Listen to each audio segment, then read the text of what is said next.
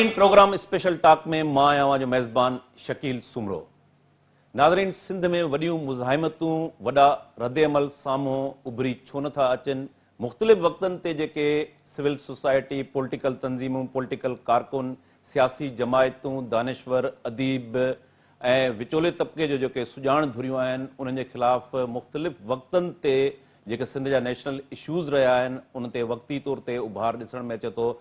पर का मुनज़म सघारी पार्टी वजूद में अचे, इन क़िस्म जी सिंध में सूरताल ॾिसण में नथी अचे ऐं मुख़्तलिफ़ वक़्तनि ते पाण जेकॾहिं ॿिटे बल्दियाती निज़ाम जे ख़िलाफ़ हिकिड़ी तहरीक आहे, उनजो जेकॾहिं रेफरेंस तौरु पाण उनखे कोट कयूं त उनमें तमामु शानदार किरदारु रहियो। पर इन क़िस्म जा जेके ॿियूं बहरिया टाउन जो तहरीक रही या ॿिया मुख़्तलिफ़, त उनमें वक़्ती तौर ते उभरे थो, पोइ उनखां बाद में उहे तहरीकूं माठियूं थी वञनि थियूं।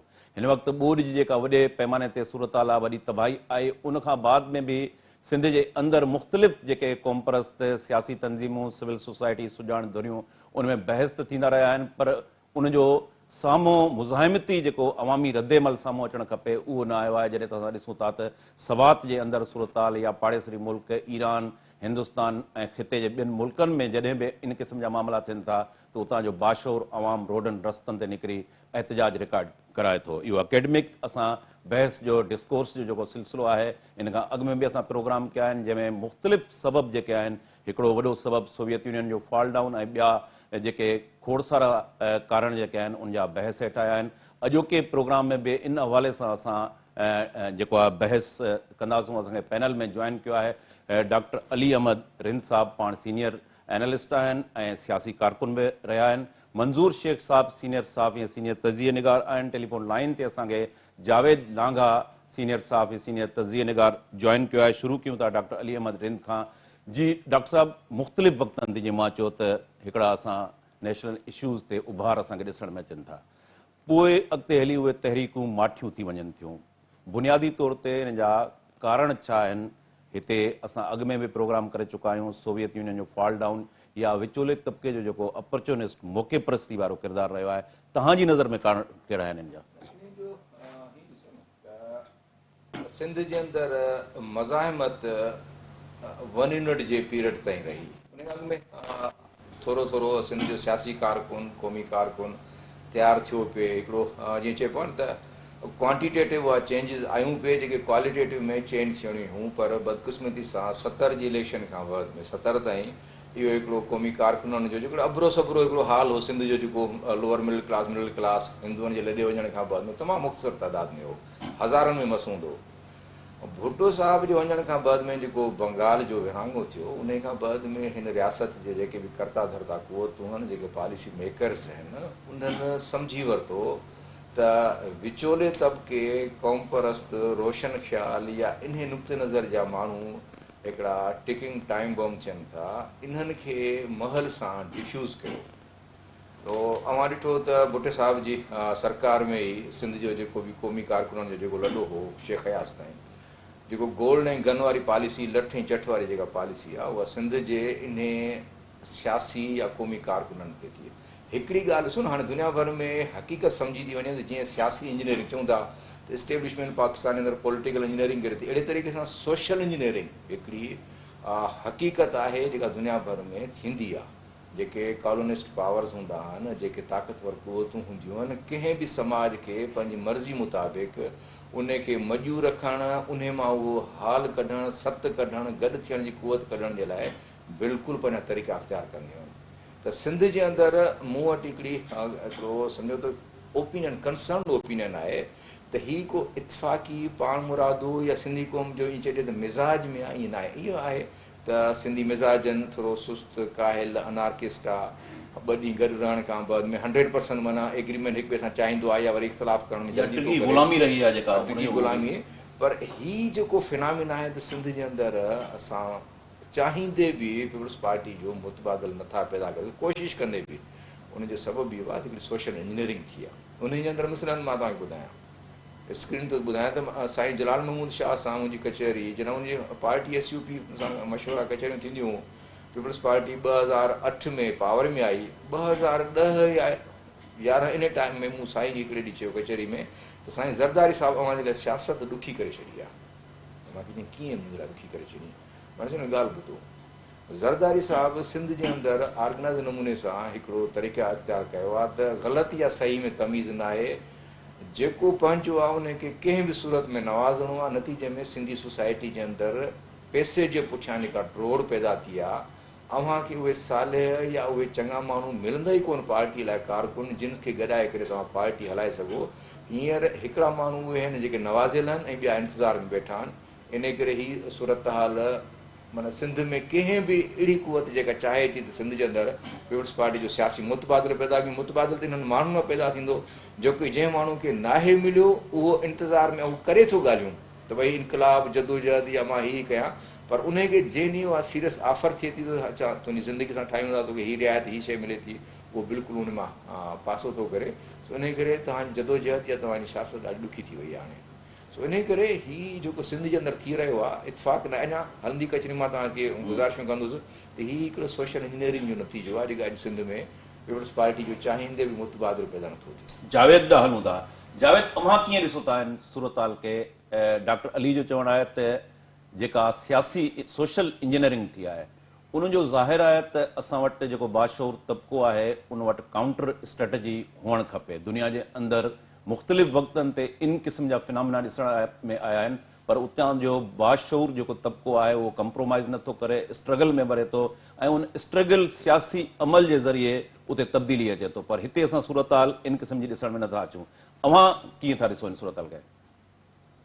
जी शकील, प्रिंसिपली डॉक्टर साहब जेको प्रिएम्बल ॿुधायो आहे सौ सैकड़ो हुन सां मुतफ़िक़ आहियूं, छाकाणि त असां सभई जेके दोस्त वेठा आहियूं हिन हिकिड़े पस मंज़र मां आया आहियूं जिते अफ़वाह हमेशह मौजूदु रही आहे त सिंध में हिकिड़ो डेमोक्रेटिक लिबरल ऐं प्रोग्रेसिव क़िस्म जो मुतबादिल जेको आहे उहो हुजे ऐं जीअं हिकिड़ी सोसाइटी में डाइवर्सिटी हूंदी आहे पॉलिटिक्स जी, पार्टियुनि जी, फिक्रनि जी, उहा हुजे। पर बदकिस्मती असांजी जेका सूरत हाल में हिकु सिंध जो जेको समाजी ट्रांज़ेक्शन आहे, पॉलिटिकल ट्रांज़ेक्शन आहे, उहो तमामु घणो डिघो थी वियो आहे। ॿियो इहो मां सम्झां थो त जेको नेशन स्टेट सां जेका फिनामिना हूंदी आहे, चेंज जी, यूनिटी जी या ख्वाहिश जी, उहा बि हिकिड़े क़िस्म जो असांजी जेको आहे हैंडीकैप आहे। त सिंध में जेका हींअर असांजी जेका डेमोग्राफिक पोज़ीशन आहे उन में अर्बन ऐं रूरल जी जेका डिवाइड रही आहे, जीअं तरक़ी ते, फिक्री तरक़ी ते, डेवलपमेंट ते, अपॉर्चुनिटीज़ ते, रिसोर्सिस ते हिकु तमामु वॾो असरु छॾियो आहे। इन करे जेका अर्बन सिंध आहे उहा पॉलिटिकली एलिनेटेड रही आहे। उन को बि सिंध जी मजमूई जेका डेवलपमेंट हुजणु घुरिजे, मुतबादिल हुजे, उन में पंहिंजो रोल पैदा न कयो आहे। पाण खणी ईअं चऊं त सिंध अर्बन में जेको मुतबादिल रहियो आहे उहो सिंध जे मजमूई उन काज़ या जेको असां वटि कैनवास आहे सिंध जी इज्तिमाही तरक़ी जो या हिकिड़ी नेशन स्टेट जो, उन जी क्वालिफिकेशन ते कॾहिं पूरो न रहियो आहे। हालांकि MKM जी सूरत में उर्दू ॻाल्हाइण जी हिकिड़ी तमामु वॾी मिडिल क्लास जी पार्टी मौजूदु रही आहे, पर अनफॉर्चुनेटली उहो स्थिति जे अहिड़े हिकिड़े हुन पस मंज़र में आई आहे जो हुनजे मथां बुनियाद परस्ती जो ऐं फाशिज़म जा ऐं तमामु घणा नस्ल परस्ती जा हुनजे मथां इल्ज़ाम रहिया आहिनि ऐं पोइ मजूई कॾहिं बि नैरेटिव सिंध जो खणी न हली आहे। ऐं बाक़ी जेका सिंध आहे उनजो ट्रांज़ेक्शन ऐं जेका हुनजो मोड ऑफ प्रोडक्शन आहे उहो सदाईं हैपनिंग रहियो। मूं गुज़िरियल प्रोग्राम में बि दोस्तनि सां इहो ज़िक्र कयो त पीपुल्स पार्टी ख़ुदि हिकिड़ी ओवरनाइट फिनामिना न आहे। या बोर्ड में या पीपुल्स पार्टी खां असां मायूस थी तमामु घणियूं हुन जूं ग़लतियूं आहिनि ऐं पीपुल्स पार्टी डिलीवर बि न करे सघी आहे। ऐं जीअं अली साहिबु चयो त हुनजो जेको रूलिंग मॉडल आहे ज़रदारी साहिब जो, उहो बि इन ते आहे त माण्हुनि खे नवाज़ण ऐं स्टेटस को बरक़रार रखणु, सभु शयूं पंहिंजी जाइ ते जेके आहिनि जीअं बरक़रार रहनि ऐं उन्हनि खे केरु हथ जुराम न करे। पर मुतबादिल तौरु जेका नेशनल पॉलिटिक्स रही आहे उन में तमामु घणियूं ग़लतियूं कयूं। त पार्लियामेंट में पहिरियां असांजी जेका नेशनल पॉलिटिक्स आहे उन पार्लियामेंट खे उन सियासत खे खुली तौरु कंडेम कयो, बाबा इहा असांजे मसइलनि जो हल ई न आहे। जेके वॾा वॾा नाला हुआ जेके मुतबादिल थी सघिया पिए, जेके पैरेलल पीपुल्स पार्टी सां पोटे फैमिली सां जन कोएग्ज़िस्ट कयो पॉलिटिकली, सिंध में हिकिड़ो मुतबादिल हुआ, उन्हनि वरी पार्लियामेंटी सियासत खे जेको आहे संजीदगी सां न वरितो। अवामी तहरीक कंहिं हद ताईं आई पर उन्हनि बि हिनखे मज़बूत का पार्लियामेंटी पार्टी पैदा न कयो। इन करे जेको सॼो इनिशिएटिव हो, सॼो सेंटीमेंट हो नेशनलिज़म जो, MRD जो, वन यूनिट जो, महरूमियुनि जो, मिडिल क्लास जो जेको एक्टिविज़म हो, जेको सिंधी अदब जेको लिखियो, उहो सॼो बेनिफिशरी हुनजो पीपुल्स पार्टी रही। छाकाणि जो पीपुल्स पार्टी हिकिड़ो डिघो दौरु बाय डिज़ाइन न पर बाय डिफॉल्ट जेको आहे पाकिस्तान जी एस्टेब्लिशमेंट सां जहिड़ींदी रही ऐं हुनजो सॼो फ़ाइदो सिंधी माण्हुनि मुहबतूं वोट सभु कुझु उनजी झोली में विझी छॾिया। इन करे इहो एज़ इट इज़ हलंदो रहियो ऐं भुट्टा जेके आहिनि उनजी क़यादत जेका आहे हिकिड़े तसलसल सां पंहिंजूं ज़िंदगियूं ॾींदी रही त सिंधी नेशनलिज़म जो जेको सेंटीमेंट हो उहो बि उन पार्लियामेंट जेको आहे उहो झोली में पवंदो रहियो। इन करे बाक़ी जेको मुतबादल आहे कंहिं हद ताईं मिडिल क्लास ईमानदार या पंहिंजी ज़िंदगियूं अर्पण बावजूदि उहो नतीजा न ॾेई सघियो आहे। त मां इन करे थो चवां त पीपल्स पार्टी हिकिड़ो डिघो तारीख़ी तसदुस आहे जंहिंसां नेशनल सेंटीमेंट आहे। हाणे हुनजो मुतबादिल पैदा करण लाइ असांखे नवां यार्डस्टिक ठाहिणा पवंदा। हिकु त क्रेडिबिलिटी जो तमामु वॾो सुवालु आहे जेको असांजी मुतबादिल जेका नेशनलिस्ट पॉलिटिक्स आहे उहा बि लेक थी करे। GDA जेका उन तबिके जी पॉलिटिक्स आहे अपर क्लास जी उहा उन में बि क्रेडिबिलिटी जो वॾो सुवालु आहे।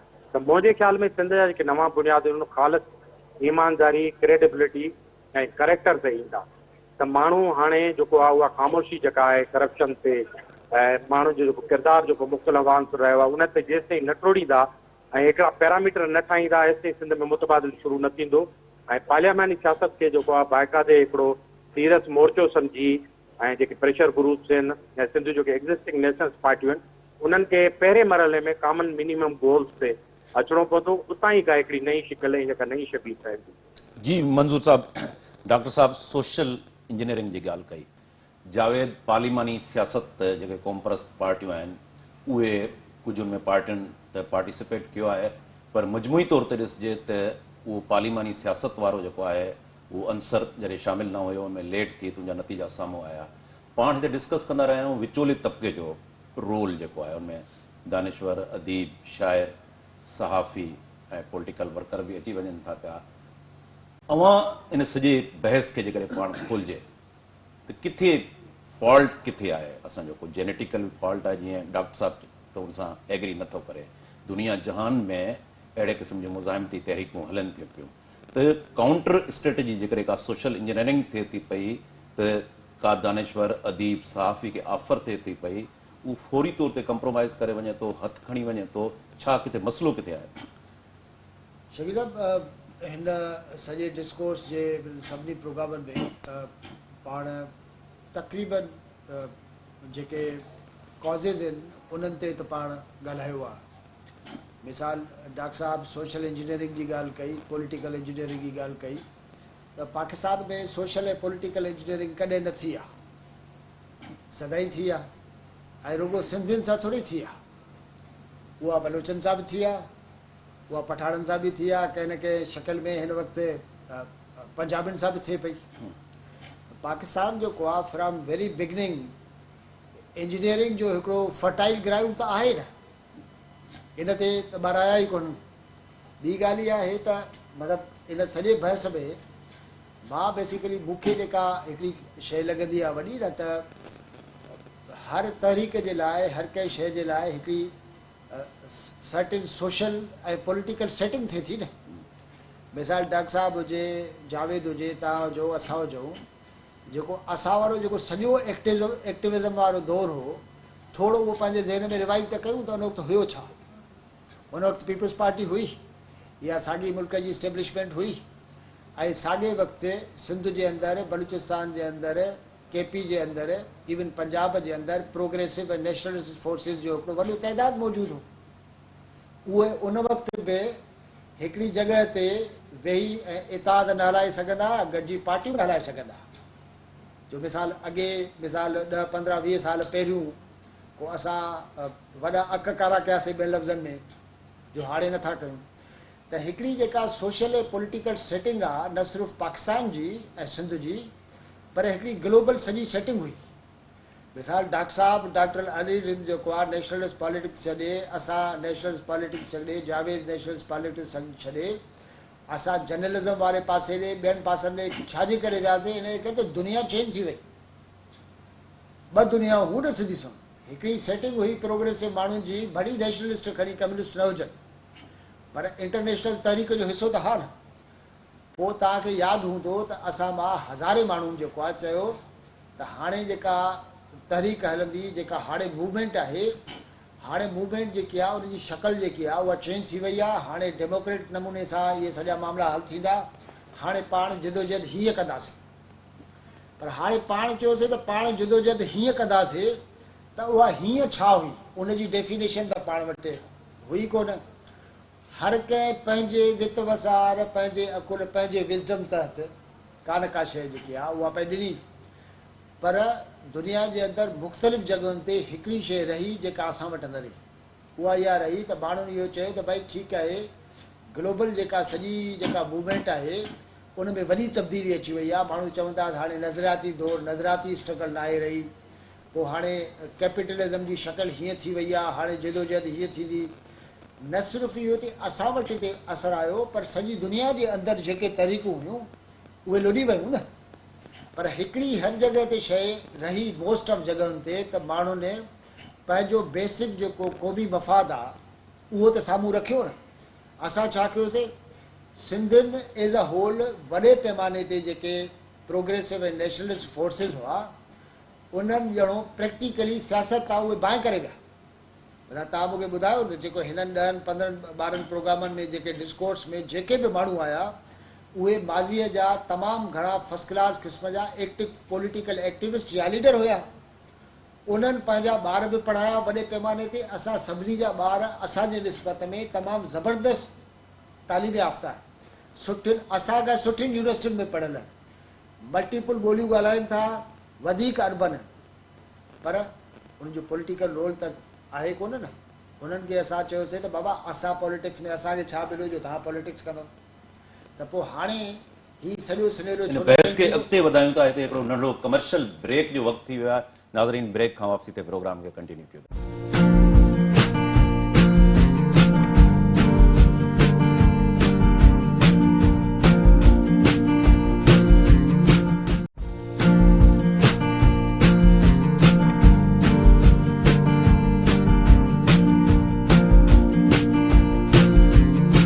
वेलकम बैक नाज़रीन जी।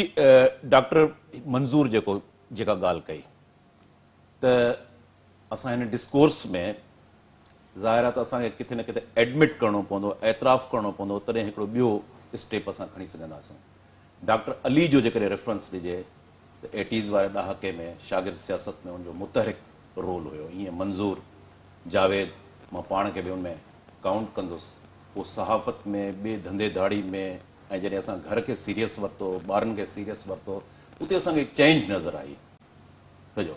पर हिकिड़ी जेका चेंज जितां असां मंज़ूर चयो त बाहि करे विड्रॉ करे निकिरी वियासीं, उहो सियासत जेका उहो उते ज़ाहिर आहे हिकिड़ो वैक्यूम क्रिएट थियो। पोइ हाणे जिन ते असां क्रिटिसिज़म कयूं था त उहो कंहिं अची वैक्यूम उहो कयो, कीअं पोइ पॉलिटिकल इंजीनियरिंग थी, कीअं सोशल इंजीनियरिंग थी। तव्हां सम्झो था अली जेकॾहिं उन सियासत खे कंटिन्यूअसली उतां विड्रॉ न करे हा, सहाफ़त खे या ॿिए धंधेदारी खे टाइम न ॾे हा, अॼु सूरत हाल चेंज हुजे हा या सूरत हाल साॻी जीअं जो तीअं हुजे हा? तव्हांजी ॻाल्हि बिल्कुलु दुरुस्त आहे, काफ़ी चेंज हुजे हा। उहो इम्पैक्ट एज़ ए फ़र्द जो किरदारु आहे तारीख़ में, बिल्कुलु आहे। पर मां मंज़ूर जी जेका ॻाल्हि खां अलावा मां जनरलाइज़ ॻाल्हि पियो कयां, एज़ ए नेशन पियो ॻाल्हि कयां। उन जे अंदरि इहो नथो ॾिसां त को प्रोग्रेसिव लेफ्टिस्ट या उन्हनि जो जेको सोवियतननि जे टुटण खां बाद में जेको मिज़ाज हुयो, हीअं न। सिंध जे अंदरि हज़ारे गुमनाम क़ौमी कारकुन जेके आणी नहीं चाढ़ीनि ॾिठ ॾियारी सूमरा वारी ॻाल्हि में, उहे मरी खपी विया 80s में 90s में। उहे अॼु बि किथे न किथे कंहिं शक्ल में मौजूदु हूंदा। ऐं असांखे उहे इम्पैक्ट जे हिसाब सां एॾो नज़र नथा अचनि, छाकाणि त उहे पावरफुल न आहिनि, लैंड क्रूज़र्स ते या विगो ते न आहिनि, पर दे आर। हाणे उन्हनि जो जेको मां तव्हांखे इम्पैक्ट हिकिड़ो ॿुधायां, उन्हनि जो खटियो पीपुल्स पार्टी खाईंदी आहे। सिंध जो जेको ही सेक्युलर या सूफ़ी मिज़ाज आहे, या सिंध जे अंदरि तालिबान लाइ क़बूलियत न आहे, PTI जे फाशिस्ट नैरेटिव लाइ क़बूलियत न आहे, उहा को पीपुल्स पार्टी जो कमाल न आहे। उहो सिंध जे इन गुमनाम क़ौमी कारकुननि जो पोरियो आहे, जिन शाइरी जी शक्ल में, गुफ़्तगू जी शक्ल में, लेक्चरनि जी शक्ल में हिकिड़े प्रोग्रेसिव ऐं हिकिड़े बहितर समाज जी ॻाल्हि पे कई। उन जे अंदरि गुंजाइश पीपुल्स पार्टी जी नंढड़ी घणी थोरी मौक़िया परस्ती जो त आहे, छाकाणि इहो पीपुल्स पार्टी जी मौक़िया परस्ती जे थ्रू इहो हिकिड़ो अम्बलाइकल कार्ड आहे। जीअं नारो हूंदो आहे, सिंधी माण्हू जंहिंजे रस्ते, पीपुल्स पार्टी जे रस्ते रियासत सां ॻंढियल आहे, उतां रिआयतूं जेके वठी सघे थो मिलनि थियूं, नौकिरी, ठीकु या ॿियनि के शक्लनि में। इन खां अलावा सिंधी माण्हुनि जो मिज़ाज एंटी एस्टेब्लिशमेंट आहे। उहो इन तरीक़े सां जीअं ॿियनि सूबनि जा माण्हू जुड़ियल आहिनि, अहिड़े तरीक़े सां जुड़ियल न आहे मुल्क जे इन सॼे सेटअप जे अंदरि। ॿियो मां जीअं चवां थो त सोशल इंजीनियरिंग जे अंदरि हिकिड़ी इंजीनियरिंग इहा थी आहे त सियासत पैसे जी रांदि आहे। जेको वॉलंटियरिज़म हूंदो हो असांजो 70s या 60s वारो, उन जी जॻह ते पैसे जॻह वरिती। ऐं इवन ॻोठनि जे अंदरि आम माण्हू बि जेकॾहिं मंज़ूर वञे थो लाड़काणो वापसि ऐं उते कंहिं वॾेरे जे ख़िलाफ़ु इलेक्शन विढ़े थो, त पहिरियों सुवालु माण्हू कंदसि त जीअं दरवेश वटि पाण वटि हलण लाइ गाॾी कोन्हे, सो असां खां माना वोट वठी छा करे सघे थो, इन करे असां वरी बि न चाहींदे उन भोतार खे ॾींदासीं, इन जे पुठियां गार्ड हलनि था। इहा सोशल इंजीनियरिंग जो नतीजो आहे। इहा सियासत जेका ॾुखी कई वई आहे लोअर मिडिल क्लास लाइ, मिडिल क्लास लाइ, उन खे रिज़िस्ट करण जे लाइ सिंध जे अंदरि आइडियोलॉजिकली हिकिड़ी वॾी तहरीक जी ज़रूरत आहे, जेका रोशन ख़्याल ऐं क़ौमी फ़िक्र सां इन सॼे स्टेटस को खे चैलेंज करे ऐं उन में क़बूलियत पैदा करे। शकील लाइ जेकॾहिं शकील सुभाणे घोटकी में वञी उतां इलेक्शनूं विढ़े त पैसा न हूंदे बि आम माण्हू उनखे पंहिंजो करे त असां तोखे पंहिंजा पैसा ॾियूं था, भली फलाणो वॾेरो आहे, फलाणो भोतार आहे, जंहिं वटि वॾियूं गाॾियूं आहिनि, या इलेक्शन जो ख़र्चु 10-15 करोड़ हिकिड़ी राति में कढी सघे थो, तो वटि कुझु न आहे, पर असां सां गॾु आहियूं। इहा शइ जेसीं ताईं चेंज न थींदी त सिंध जे अंदरि असां इन वॾेरे जो या इन जो मुक़ाबिलो न। अच्छा, ही ॿी जेका जावेद इंडिकेट कयो कॉम्प्रेस सियासत जो, उन में GDA या पाण माज़ी में ॾिसूं त इन क़िस्म जी शिफ्टिंग थींदी रही आहे, हैदर मंज़िल खां राजा हाउस ताईं पॉलिटिकल इंजीनियरिंग, त उन में जेके मिडिल क्लास जूं कॉम्प्रेस जमायतूं आहिनि, ख़ुदि उहे पॉलिटिकल इंजीनियरिंग में उनजो नथी वञे तव्हां चाहींदे न चाहींदे इस्तेमालु थी था वञो न। हिकिड़ा अहिड़ा मामला थियनि था जिन जे अंदरि मिसाल 2012 में या जेको तव्हां रेफरेंस ॾियो पिया, जॾहिं लोकल गवर्नमेंट जो बिटू मकानी निज़ाम आयो, उन में पार्लियामेंट जे अंदरि सिंध जे सियासी कारकुननि जी नुमाइंदगी कान हुई। उन्हनि जो ॾिठो त राजपेट में के 15-20 MPAs इन ई काज़ खे पंहिंजो करे खणनि था ऐं अचनि था रोडनि ते, त क़ौमी कारकुन उन्हनि सां गॾु वञी बीठा। जेको वरी बाद में थियो त हैदराबादी जलसे खां बाद में GDA ई न रही, जेको बिटो मकानी निज़ाम जे हवाले सां उनजी जेका जदोजहद गुम थी वई। सो इहे काफ़ी सम्झण जूं या ईअं चइजे त कैलकुलेशन जूं ग़लतियूं आहिनि, स्ट्रेटेजी जूं ग़लतियूं आहिनि। हिकिड़ो सभिनी खां वॾो जेको सिंध जे अंदरि ॾिसो न, हैरास जेको आहे सियासी कारकुननि जे अंदरि, ही मिसिंग पर्सन हिकिड़ो हक़ीक़त आहे सोसाइटी जे अंदरि। जेके सहाफ़ी कारकुन आहिनि, जेके सहाफ़त में या सियासत में या समाज जे मुख़्तलिफ़ शोबनि में जेकॾहिं उहे का अहिड़ी ॻाल्हि कनि था जेका ॻाल्हि माना जेके ताक़तवर हल्कनि खे पसंदि न आहे, त उहे माण्हू गुम थियनि था बिना दादरसी जे। ऐं इन करे उहो जेको ख़ौफ़ आहे उहो बिल्कुलु तव्हांजी सियासी तहरीक ते असरअंदाज़ न थींदो। तव्हां सियासत करण खां, सियासत में जेको माण्हू अचणु बि चाहींदो, उनखे जेकॾहिं कंहिं ओड़े पाड़े जे या पंहिंजे शहर जहिड़े माण्हुनि जे अंजाम जी ख़बर पवंदी, जंहिं का सिंध जी ॻाल्हि कई पिए या का हिकिड़ी बहितर ॻाल्हि कई पिए ऐं हींअर हुनजो पतो वतो कोन्हे, त इहा ॻाल्हि हुनखे ॻरी लॻंदी। जावेद वटि जावेद, छा वाकई ईअं आहे त जेकॾहिं असां वटि पैसो न आहे, असां उन पॉलिटिकल इंजीनियरिंग सोशल इंजीनियरिंग जो शिकार थी वञूं था, या तव्हां सम्झो था त इन सॼे मामले खे किथे न किथे काउंटर करे सघिजे थो जेकॾहिं राइट डायरेक्शन हुजे मिडिल क्लास जो, सियासी दानिश्वर जो? ज़ाहिर आहे त उहो जेकॾहिं बी स्टैंड वठी जदोजहद करे थो, स्ट्रगल, त का सूरत निकिरी सघे थी? हाँ, बिल्कुलु निकिरी सघे थी। मां जीअं सवेर बस कयो त जेको बि मुतबादिल आहे उहो छिड़ विछड़ आहे, उनखे पहिरियां त अचिणो पवंदो कॉमन मिनिमम गोल्स ते, ऐं उन खां पोइ जेका मॉरल क्राइटेरिया आहे उहा सेट करणी पवंदी। त तमामु घणी जेका आहे उहा आङुर उथंदी रही आहे जेका मुतबादिल सियासत थिए थी। बाबा उन्हनि में करप्शन जो एलिमेंट, पताखोरी जो एलिमेंट, मुख़्तलिफ़ शयूं जेके आहिनि, हिकिड़ो पीरियड हो पूरी हुन मां सभु गुज़री आया आहिनि। इहे सवाल पंहिंजी जाइ ते मौजूदु आहिनि त क्राइटेरिया ठाहे। ऐं ॿियो इहो त छा मुतबादिल जी कोशिशि न थींदी रही आहे? छा असां वटि थींदी रही आहे? असांखे ओपनली ॻाल्हाइणु घुरिजे त हाणे वेझे माज़ी में 5-6 साल अॻु में अली काज़ी साहब जेके एफर्ट्स वरितियूं वॾेर की भोतार की सियासत ख़िलाफ़ सॼी सिंध में मोमेंटम पैदा कयो, ऐं उन खां पोइ मटेरियलाइज़ करे जॾहिं कंपाइल करे हिकिड़ी जाइ ते पहुतो त उन वटि कंहिं क़िस्म जो पॉलिटिकल प्रोग्राम मिसिंग हो। ऐं अनफॉर्चुनेटली असांजो इंतिहाई लर्नेड दोस्त जेको आहे शुहाब ओस्तो, उहो साॻे क़िस्म जो आइडेंटिकल नैरेटिव खणी वरी निकितो। असांजो हुन सां हमदर्दियूं तमामु घणियूं। मां आई पर्सनली से डाउन विथ फ्यूडलिज़म ऐं जेको माइंड सेट आहे इहो सिंध लाइ हिकिड़ो कर्ज़ रहियो आहे ऐं वॾी रुकावट आहे। पर सवाइ जेको असांखे पॉलिटिकल विज़डम जे ऐं समाजनि में तब्दीलियूं कीअं ईंदियूं आहिनि ऐं मोड ऑफ प्रोटेक्शन्स खे ॾिसी करे कीअं पार्टियूं एक्टिविज़म ठाहिबो आहे, इन खे ॾिसण खां सवाइ इहे नारा एनर्जीज़ कंहिं हद ते वञी छुटाइल थींदा आहिनि ऐं मायूसी पैदा थींदा आहिनि। आया असां चऊं था नो टू फ्यूडलिज़म, सिंधी सोसाइटी हींअर वाकई मोड ऑफ प्रोटेक्शन में या माशी तौरु उहा फ्यूडल सोसाइटी आहे? घणा तव्हां जेके फ्यूडल लॉर्ड्स ॿुधाए सघंदो सिंध में हींअर मौजूदु एग्ज़िस्ट था कनि पिया?